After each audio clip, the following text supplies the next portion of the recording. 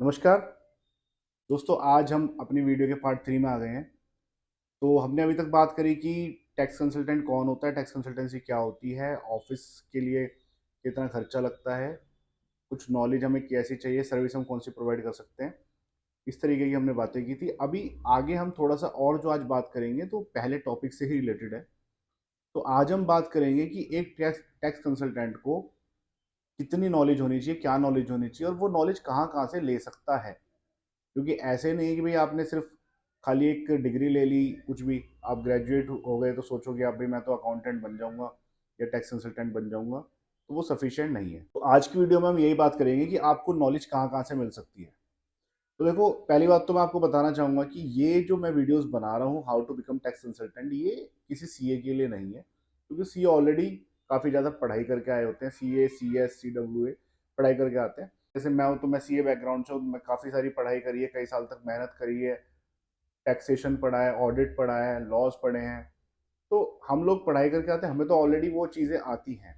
लेकिन जिनका ऐसा कोई बैकग्राउंड नहीं है, तो सिंपल ग्रेजुएट हैं या फिर पोस्ट ग्रेजुएट हैं या फिर कोई एमबीए करके इस फील्ड में उतरना चाहता है, या फिर कोई साइंस बैकग्राउंड वाला भी अगर ग्रेजुएशन करने के बाद यहाँ पे आना चाहता है, तो उनके लिए ये वीडियो ज़्यादा फोकस्ड है। तो वही लोग अगर इस पर ज़्यादा ध्यान दें तो बहुत अच्छा रहेगा। बाकी जिनकी मैंने बात करी कि सी ए, C S, C M A हो या कोई और प्रोफेशनल एडवोकेट्स हो, अगर आपको मेरी वीडियोस में कुछ आपके काम की बात लगे तो मेरे हिसाब से देखने में कोई बुराई नहीं है। आप जरूर ये वीडियो देखें, क्योंकि मार्केटिंग से रिलेटेड चीज़ें या फिर कोई और ऐसी चीज़ जो शायद आपके ध्यान में ना आई हो, मेरी वीडियो से अगर हेल्प मैं कर पाऊँ, मेरी वीडियो बनाना सफल हो जाएगा। तो आज बात करेंगे कि एक टैक्स कंसल्टेंट को नॉलेज कहाँ से लेनी चाहिए, क्या होनी चाहिए, और डिग्री साथ साथ उसके पास क्या होना अनिवार्य है। तो देखो दोस्तों, अगर आप ट्वेल्थ पास हैं और अगर आप ट्वेल्थ पास करने के बाद टैक्स कंसल्टेंसी में उतरना चाहते हैं, तो बिल्कुल भी मत उतरना, सोचना भी मत। ठीक है, क्योंकि ये कोई आसान बात नहीं है। लेकिन हाँ, अगर आप ग्रेजुएशन के बाद उतरना चाहते हैं तो फिर भी थोड़ा सा आपके अंदर मैच्योरिटी आएगी, तो उसके बाद तो चलो ठीक है, आप बिल्कुल उतर सकते हैं। लेकिन अगर आप ट्वेल्थ पास हैं और आपने रेगुलर कॉलेज ज्वाइन नहीं किया है, आप एस ओ एल से, जैसे दिल्ली में एस ओ एल होता है, या फिर करेस्पॉन्डेंस से अपना ग्रेजुएशन कर रहे हैं, बी कॉम या बी ए कुछ भी कर रहे हैं, पहली बात तो अगर आपको टैक्स कंसल्टेंसी में उतरना है तो बी ए मत करना। क्योंकि कॉमर्स बैकग्राउंड तो एटलीस्ट आपका कुछ तो होना चाहिए। अगर कॉमर्स बैकग्राउंड ही नहीं है तो फिर मेरे हिसाब से टैक्स कंसल्टेंसी में आपको भी सक्सेसफुल हो नहीं पाओगे, या फिर आपको तिगुना चार गुना मेहनत लगेगी। तो ट्वेल्थ के बाद जब आपने ग्रेजुएशन में एडमिशन लिया, तो उसके साथ साथ आप क्या करो, जो आपका करेस्पॉन्डेंस से कर रहे हो, ठीक है, यानी ओपन से कर रहे हो, तो आप कॉलेज तो कहीं आपको जाना नहीं है, किसी इंस्टीट्यूट जाना नहीं है, नॉर्मल कोचिंग वगैरह लगे पेपर देने होते हैं। तो आप मीन वाइल साथ के साथ कोई सी ए फर्म ज्वाइन कर लो।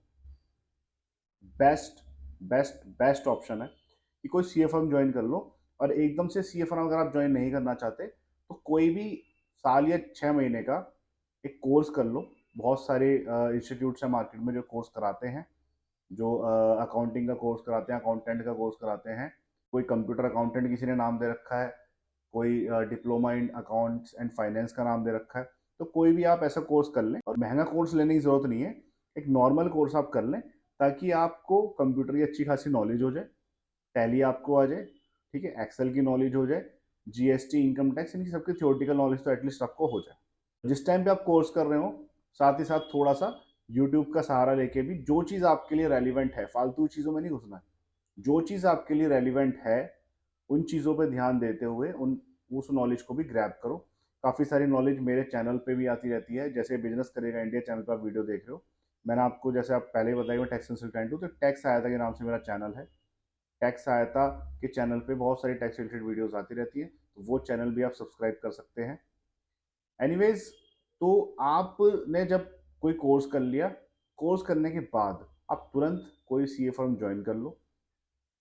सी ए फर्म ज्वाइन कर लो, या फिर मैं कहूँ कि कोई टैक्स कंसल्टेंट के अंडर आप इंटर्नशिप कर लो। और वो इंटर्नशिप करने से आपको बेनिफिट क्या रहेगा कि आपको प्रैक्टिकल नॉलेज आएगी। Theoretical knowledge is not sufficient. Practical knowledge बहुत आवश्यक है आपके लिए।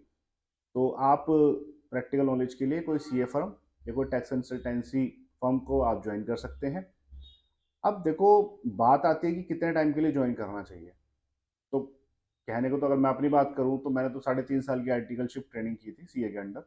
लेकिन 3.5 साल की भी अगर आप नहीं करते हो, ठीक है, क्योंकि मेरे लिए तो मैंडेटरी थी कोर्स के अंदर, बट आप अगर नहीं भी करते हैं, मेरे हिसाब से एटलीस्ट 1.5 से 2 साल की ट्रेनिंग आप करो।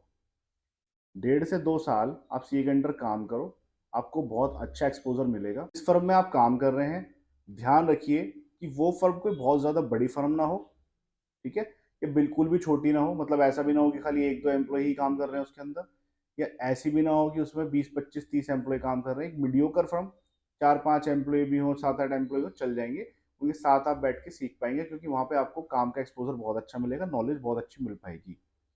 तो 1.5 से 2 साल कम से कम आप ट्रेनिंग करें। पहले ट्रेनिंग चलेगी आपकी, वहाँ पे फिर आपको सैलरी वगैरह भी कुछ ना कुछ पे करते हैं, स्टाइपेंड देते हैं, वो आपके लिए बहुत ज़रूरी है।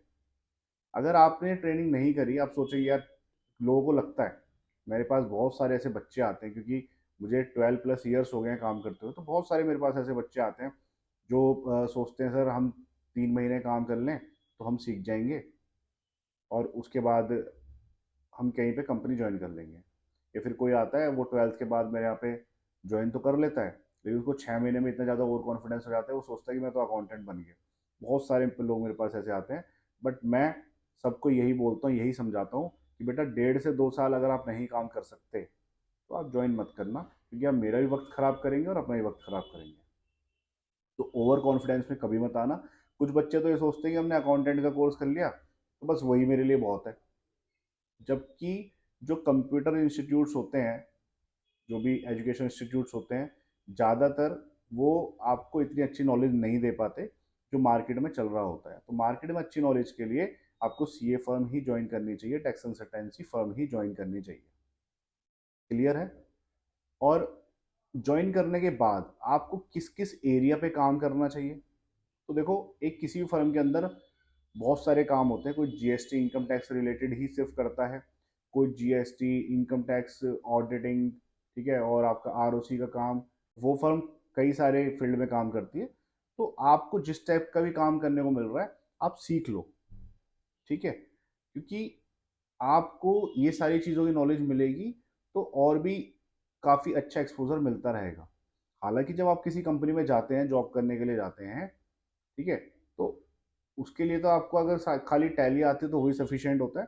लेकिन जब आप अपर लेवल पे काम करना चाहते हैं तो उसमें तो आपको बहुत सारी नॉलेज की रिक्वायरमेंट होती है, खाली टैली से या खाली अकाउंटिंग से काम नहीं चलता है। लेकिन हम यहाँ बात करें टैक्स कंसल्टेंसी की, तो जॉब की तो बात करेंगे ही नहीं। तो आप वहाँ पे 1.5-2 साल कम से कम काम सीखो, और उसके बाद मैंने आपको जैसे पहले भी बताया लास्ट वीडियो में कि उसके बाद धीरे धीरे क्लाइंट बनाना स्टार्ट करो, चीज़ों को समझो। मेरी इसी वीडियो को कम से कम आप 2-3 बार देख लेना, ठीक है, आपको चीज़ें समझ में आ जाएंगी कैसे आपको उस लेवल तक पहुंचना है। अगर आपने सोचा कि भाई सीए फर्म मैंने छोड़ी और तुरंत मैंने अपनी फर्म खोल ली, तो भी आपके लिए प्रॉब्लम है। आपको क्लाइंट बनाने की भी नॉलेज होनी चाहिए, क्लाइंट से डील करने की नॉलेज होनी चाहिए। बच्चे ऐसे ऐसे आते हैं कि वो स्कूल वाले हरकतें होती हैं, सिंसियर नहीं होते काम में, ठीक है, एक बिल्कुल रेगुलरली ऑफिस नहीं आ पा रहे। कोई कहता है सर मुझे तो यहाँ जाना था, मैं तो आज लेट हो जाऊँगा। कोई कहता है मुझे तो आज जल्दी जाना है। कोई कहता है मुझे तो शादी में जाना है, 10 दिन की छुट्टी चाहिए। कोई कहता है मेरे साथ ये प्रॉब्लम हो गई है। तो हर कोई बच्चा सिंसियर नहीं होता, तो सिंसेरिटी बहुत ज़रूरी है। सिंसेरिटी बहुत ज़रूरी है। जहाँ पे आप ट्रेनिंग कर रहे हैं और फुल टाइम काम करिए, आप ऐसे ही काम कीजिए जैसे आप जॉब कर रहे हैं, तभी आप काम को सीख पाएंगे, अदरवाइज आप काम नहीं सीख पाएंगे। मैं बहुत बहुत ज़्यादा फोकस कर रहा हूँ इन चीज़ों पे, क्योंकि बच्चे मैंने ऐसे देखे हैं जो स्टार्टिंग में ओवर कॉन्फिडेंस में आ जाते हैं और बाद में वो फिर अपने सीनियर्स की हेल्प लेते रहते हैं, फ़ोन करते रहते हैं कि भाई ऐसे क्या करना है, सर ऐसे क्या करना है, मैडम ऐसे कैसे करना है, किस तरीके से करें इस काम को। तो वहाँ प्रॉब्लम है। आप पहले ही अपने आप को इतना निपुण बना लो कि आप चीज़ों को हैंडल कर पाएँ। तो आपको कम्युनिकेशन स्किल्स पे भी अपना ध्यान देना है, सॉफ्ट स्किल्स पे ध्यान देना है, क्लाइंट बनाने पे भी आपको जोर देना है, क्लाइंट से किस तरीके से डील करते हैं उन चीज़ों पे आपको ध्यान देना है। रिस्पेक्ट हमेशा आपको लेके चलनी है, और बिल्कुल प्रोफेशनल तरीके से सिंसेरिटी से काम करना भी आपको सीखना है। किसी के साथ धोखेबाजी के लिए मत सोचना, कभी भी किसी के साथ धोखेबाजी के लिए मत सोचना, और डिस्कस करेंगे इसको अगली वीडियोज़ में। तो उम्मीद करता हूँ कि आपको ये पार्ट भी काफ़ी अच्छे से समझ में आया होगा, ठीक है। बाकी और भी वीडियोज़ अभी आएंगी, तो आप बने रहिएगा मेरे चैनल पे। और सब्सक्राइब यार देखो आपने अगर नहीं किया है, क्योंकि कुछ लोग मैंने देखा है कि खाली वीडियो देख के चले जाते हैं, सब्सक्राइब नहीं करते हैं, तो भाई सब्सक्राइब जरूर कर देना, क्योंकि आप सब्सक्राइब करेंगे तो मुझे सपोर्ट मिलेगा, मैं और अच्छी से अच्छी वीडियोस बना पाऊंगा और आपके लिए नया नया कंटेंट ला पाऊंगा। खैर मिलते हैं अगली वीडियो में, तब तक के लिए बहुत बहुत नमस्कार।